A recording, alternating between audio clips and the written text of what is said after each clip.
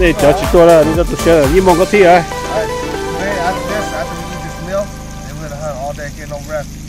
Stop until time to go home. Yeah. Right. I don't even boat him, but yeah, no rest. Yeah. Okay. I drive non-stop for these guys.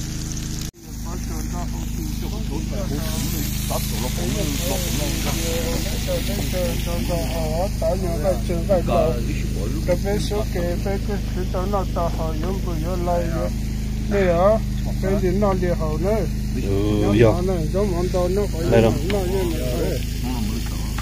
Có cái gì có cái gì về bên đi nó thôi. Nó chỗ này nó sẽ tổ chức lô nó chúng bây giờ chơi cá lại nó xin tới xin chơi cái gì nữa nè. Nó chuẩn bị bốc cái nó xuống nè, cái vỏ xuống nè, đó, băm mỏng vỏ nó nè.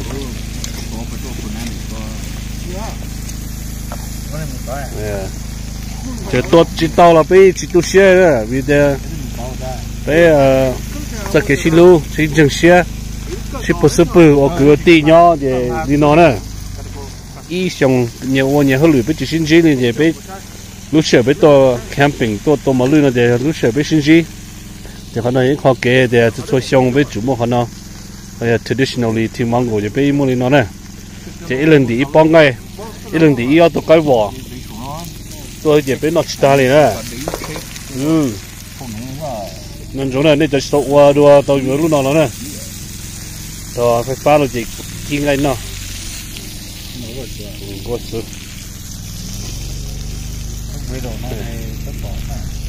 ní kia hay luôn à có trăm đâu là tôi nói biết tôi phải bớt thầu mình nhiều đó nè, tại sao lọc cơn ngủ liền nè.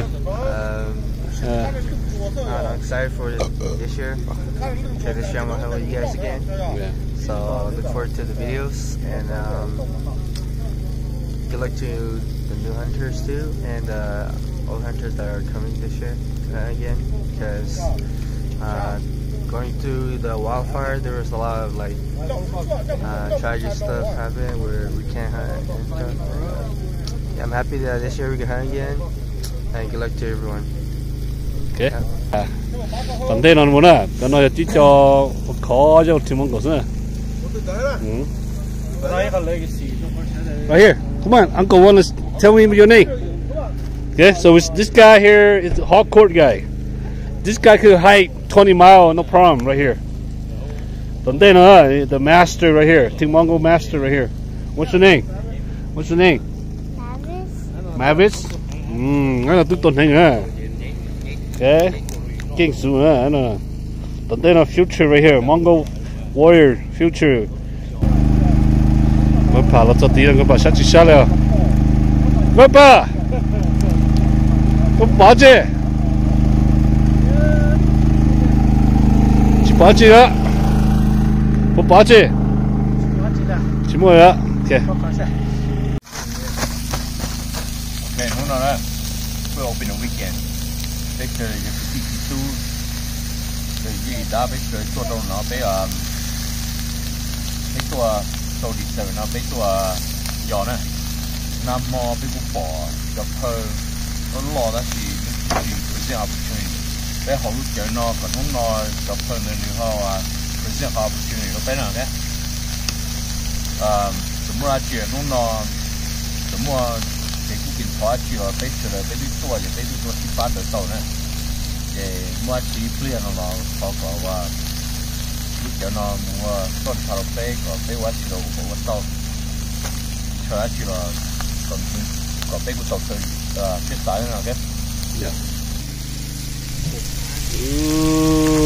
kìa bắt tiền nó bắt tiền bắt nó nè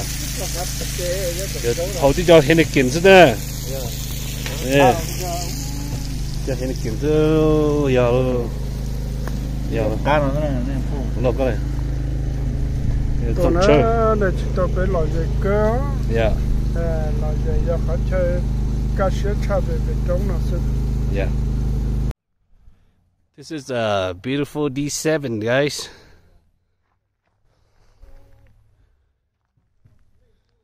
Beautiful D7.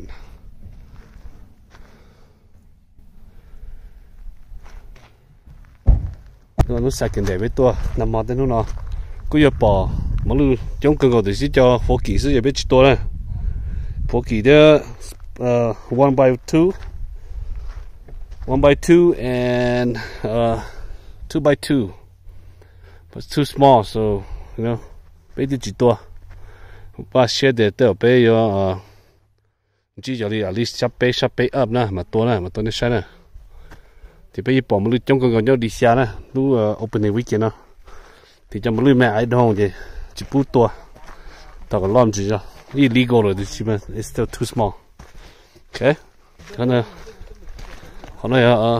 D7 okay lúc trong thì trong chỉ nên là lúc Timbernock okay that's Timbernock so we're here on the other side D7 above Bass Lake this is where we at right now okay hai cửa nè cho cái tí nè chỗ sáng nào xứ hôm nay cho một lít trong cửa thì giống như phơi xứ nè cho phơi nó lo chụp bỏ cho phơi mê xứ illegal đấy dùng đấy thì mà chỉ sát to nè tao còn làm gì mà to để mà cho đua này sáng nè ok thì tao chọn đua gì tao phải bài chơi đấy today is Sunday second day of archery D7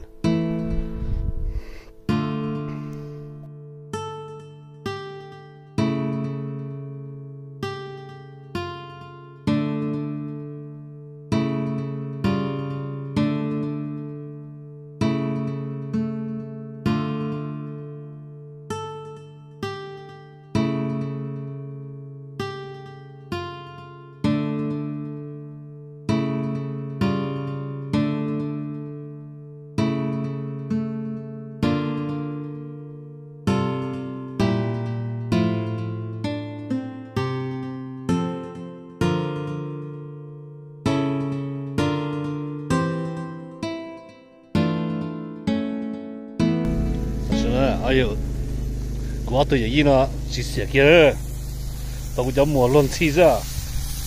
我對人呢是寫嘅，到嚟啲啊。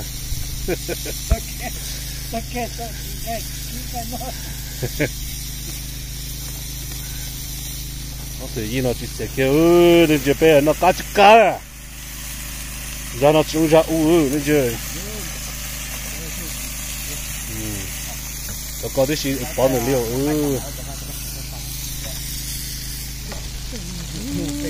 呢個出不到，有咯，你望係路啫，個到係路啦，係路，係路啊，攞個，那就包啊，包就假，個出旁邊咯，最好，這河南用啲出翻紅啲。giờ đi lời xe đó, lúc tôi xuống nó chơi và lúc ấy nóc đá thế, hồi chơi mất chạy. Còn nó khó bé chơi tới ít xong nè, thì plon này plon cá á, xong kia, plon cá sụp lên, cho nó toàn trong tóc khực như thế này cho nó tóc khực kia đấy. Họ cũng mới chơi nhớ họ. bắt đầu ngay đầu này ít lần thì ở bong ngay tới bong ngay chế nó thì chơi